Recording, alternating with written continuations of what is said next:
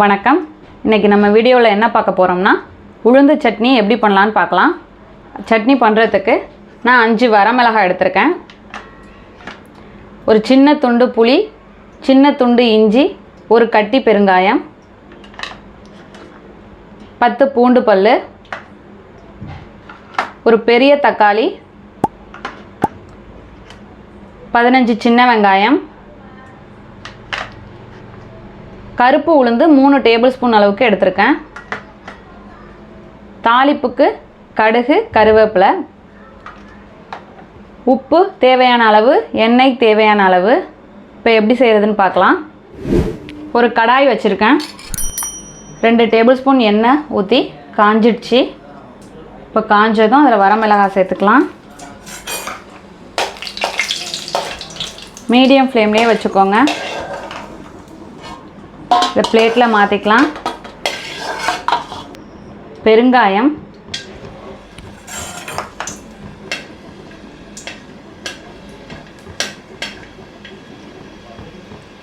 பெருங்காயம் பொரிஞ்சு எடுத்துக்கோங்க.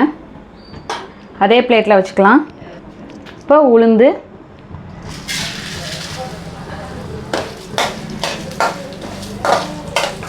நல்லா கலர் சேஞ்ச் ஆகிற வரைய நல்லா வறுத்துக்கோங்க.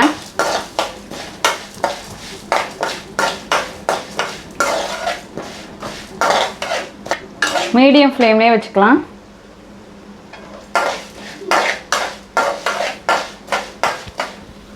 இப்போ நல்லா கலர் மாறி இருக்கு.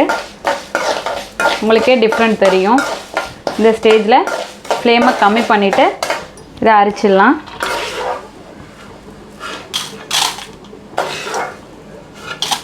இதில் புளி, இஞ்சி துண்டு ரெண்டையுமே சேர்த்துப்போம்.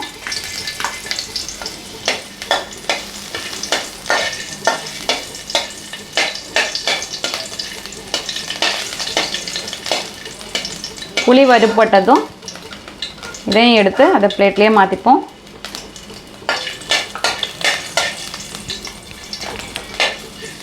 இப்போ இஞ்சோட பூண்டு,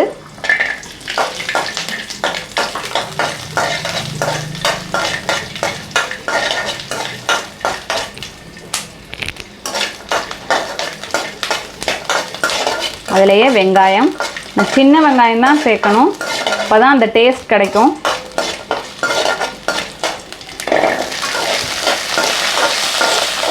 இப்போ சட்னிக்கு தேவையான அளவு உப்பை இதில் சேர்த்துக்கிறேன்.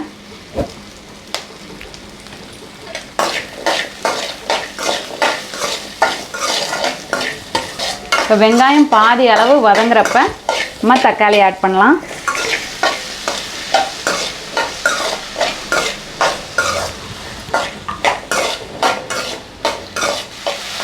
இப்போ வெங்காயம் தக்காளி நல்லா வதங்கிடுச்சு.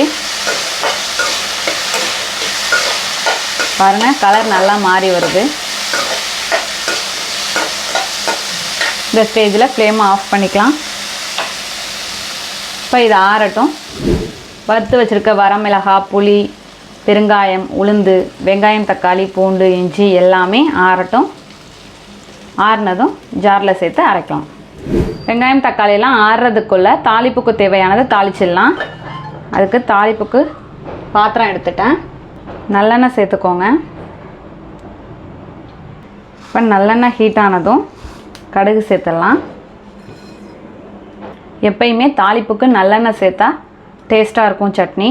அதுக்காக நல்லெண்ணெய் தான் சேர்ப்பேன். கடுகு நல்லா வெடித்ததும் கருவேப்பிலை.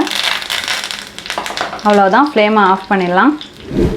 இப்போ எல்லாம் ஆறிடுச்சு. ஒரு ஜார் எடுத்துகிட்டு அதில் ஃபஸ்ட்டு வரமிளகாய், புளி, பெருங்காயம், வெங்காயம், தக்காளி, பூண்டு எல்லாமே சேர்த்துருவோம்.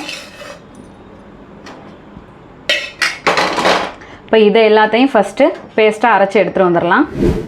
இப்போ அரைச்சி எடுத்துகிட்டு வந்தாச்சு. இது போல் அரைச்சி எடுத்துருங்க. இந்த ஸ்டேஜில் நம்ம வறுத்து வச்சுருக்க உளுத்தம்பருப்பு எல்லாத்தையும் சேர்த்து ஒன்றா அரைச்சிடாதீங்க.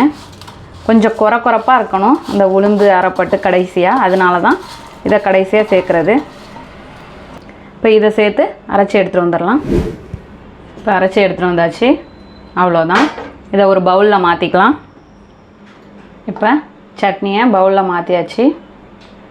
இப்போ தாளிச்சிருக்க கடுகு கருவேப்பிலையை இதில் சேர்த்துக்கலாம். சேர்த்துட்டு கலந்துக்கோங்க.